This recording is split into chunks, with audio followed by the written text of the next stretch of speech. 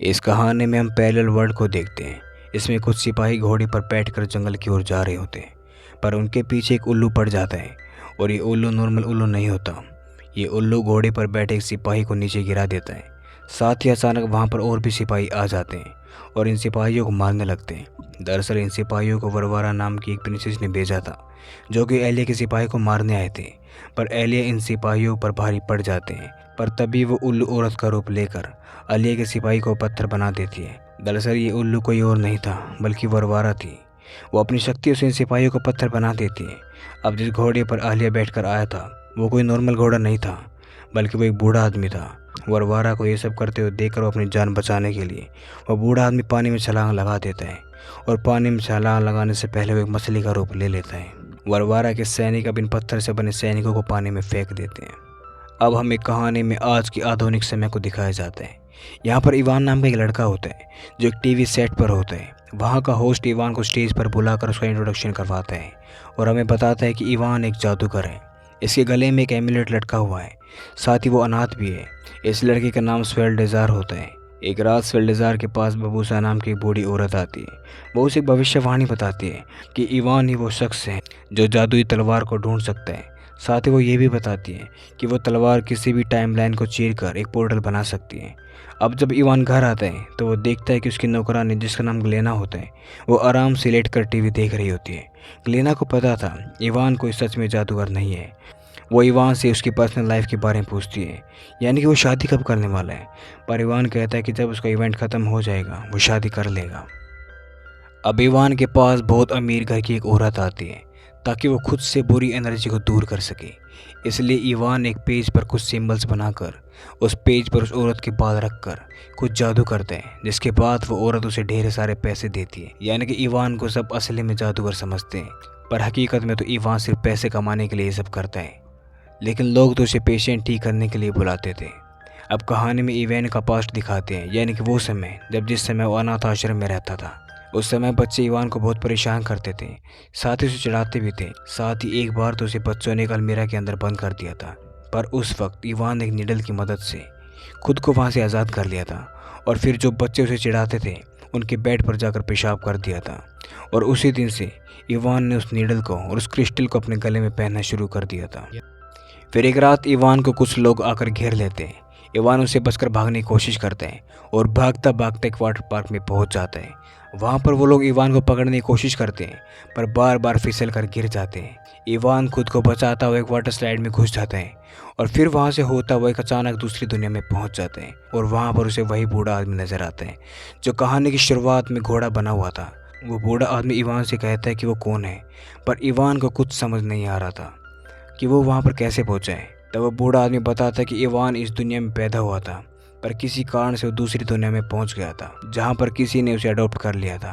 वह बूढ़ा आदमी इवान को एक रिंग देता है और कहता है कि ये रिंग उसके फादर की है, यानी कि उसके पिता की है। पर तभी एक तीर आकर उस बूढ़े आदमी को लग जाता है और वो वहीं पर गायब हो जाते हैं। और अब वरवारा के सिपाही वहाँ पर आकर इवान को परेशान करने लगते हैं और फिर उसे पकड़कर अपने राजा के पास, यानी वरवारा के पति के पास ले जाते हैं। राजा हमें निशाना लगाने की कोशिश करते हुए दिखाया जाता है और जैसे ही इवान वहाँ पर आता है, राजा उसके हाथ में वो रिंग देखकर पहचान लेता है कि वो एलिया का बेटा है। अब राजा, जिसका नाम डेब्रियाना था, वो इवान को छोड़ देता है, उसे कोई नुकसान नहीं पहुँचाता। तभी वरवारा वहाँ पर आ जाती है। राजा उसे वहाँ से जाने देता है, पर वरवारा उसे इंजन में डालने का ऑर्डर दे देती है। इंजन में अब इवान को अब एक अजीब तरह का आदमी दिखाई देता है, जिसका नाम कोशाकी होता है। दरअसल इस आदमी के बॉडी पार्ट्स को काट कर अलग अलग कैद कर दिया गया था, पर फिर भी वो आदमी अभी तक जिंदा था। अब किशाकी इवान को बताता है कि वो उसके पिता को जानता था। साथ ही वो ये भी कहता है कि अच्छा हुआ तुम अपनी दुनिया से वापस आ गए। अब इवान को बाबा यागा नाम की एक औरत भी दिखाई देती है, पर इवान के मन में इस वक्त सिर्फ एक ही बात चल रही थी कि वाटर पार्क से जिस आदमी को धक्का देकर वो यहाँ पर आया था, अगर वो ऐसा नहीं करता तो शायद आज उसकी जगह पर वो आदमी होता। इस पर कोशाकी कहता है कि उसका यहाँ पर आना निश्चित था। दूसरी तरफ हम बाबा योगा को देखते हैं, जो गार्ड्स को चिढ़ा रही थी।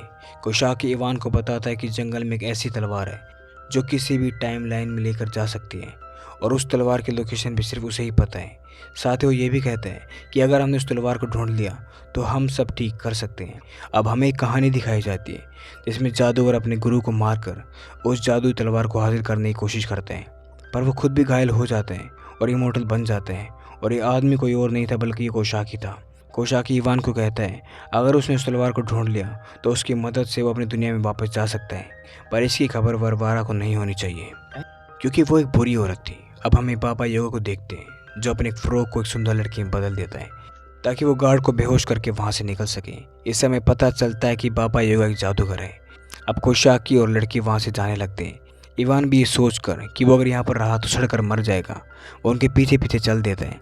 रास्ते में कुछ लोग उन्हें देख लेते हैं पर वो फ्रॉग लड़के उनका अकेले ही सामना कर लेती है।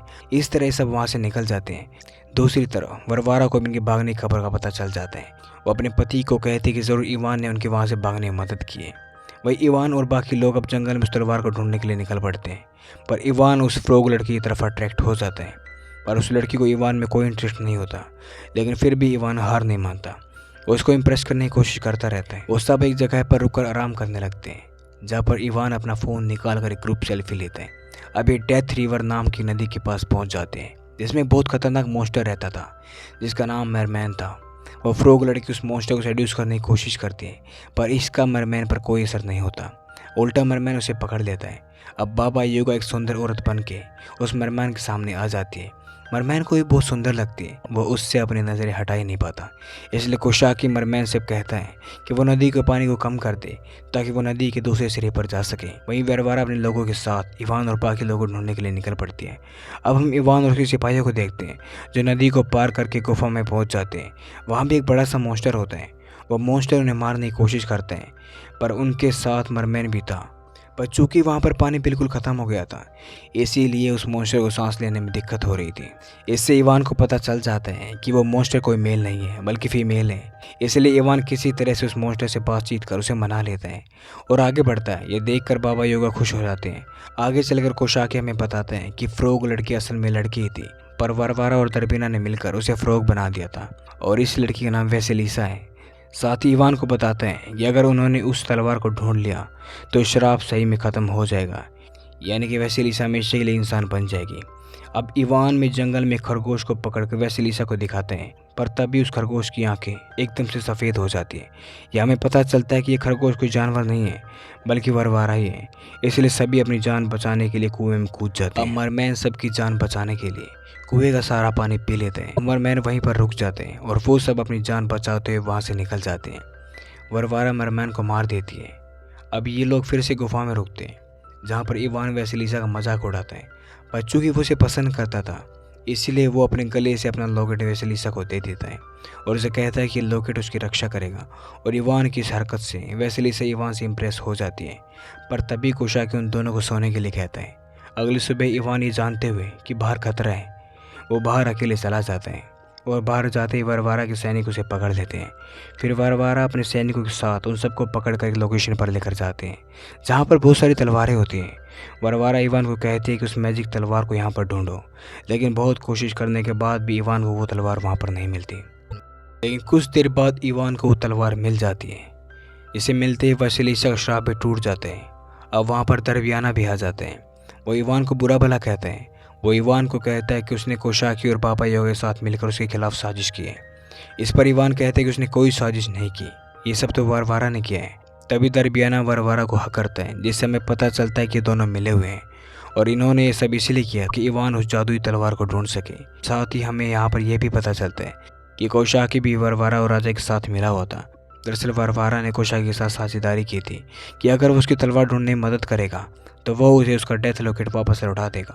कोशाकी जो कि अमर था वो काफ़ी समय से मरना चाहता था, पर दरबियाना और वारवारा ने उसका असली लॉकेट उसे ना देकर उसे नकली लॉकेट दिया हुआ था। इसी बीच वेसेलिसा दरबियाना पर कूदती है। मौके का फ़ायदा उठाकर इवान भी गार्ड से लड़ने लगता है और मौका मिलते ही उस तलवार को अपने कब्जे में ले लेता है। फिर इवान उस तलवार से अपनी टाइमलाइन को ओपन करते हैं, मगर इससे पहले वो वहाँ पर गायब होता।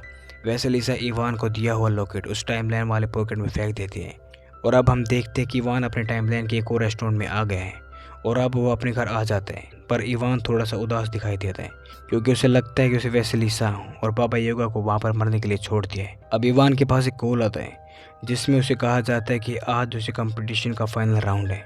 ये सुनते ही इवान वापस पैरेलल वर्ल्ड में जाकर वैसेलिसा को बचाने की सोचते हैं। वो दोबारा उसी वाटर पार्क में जाते हैं, पर वो पैरेलल वर्ल्ड में नहीं पहुंच पाता और वहां पर मॉल का गार्ड आकर उसे जेल में डाल देता है। जेल में इवान को फिर से वही बूढ़ा आदमी दिखाई देता है। वो इवान को फिर से पैरेलल वर्ल्ड में भेज देता है, पर इस बार इवान अकेले नहीं था।